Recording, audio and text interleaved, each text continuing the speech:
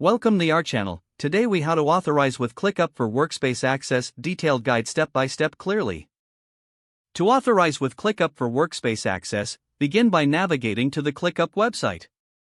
Once there, locate the login button in the upper right corner of the page. Click on the login button to proceed to the login page. Enter your email address associated with your ClickUp account in the designated field. Next, type in your password in the password field.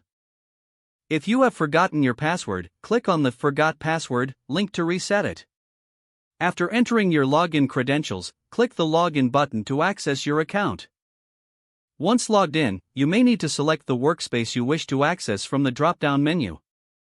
If you have been invited to join a workspace, check your email for the invitation link. Click on the invitation link provided in the email to start the authorization process. Follow any prompts provided to create an account if you don't already have one. After creating an account or logging in, you may be prompted to accept the workspace invitation. Read the access permissions carefully before clicking Accept Invitation. Once accepted, you will gain access to the selected workspace. If you encounter any issues, check your internet connection and try logging in again.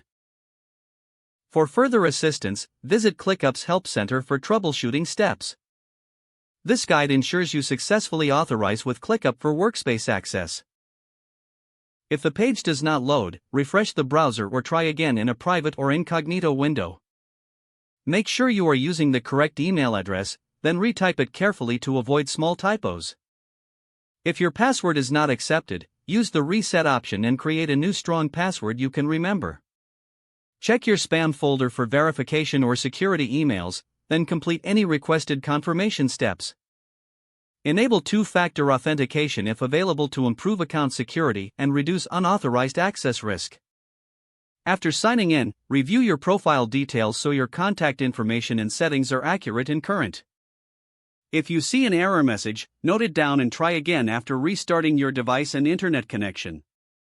Log out when you finish, especially on shared devices, to keep your account and payment information secure.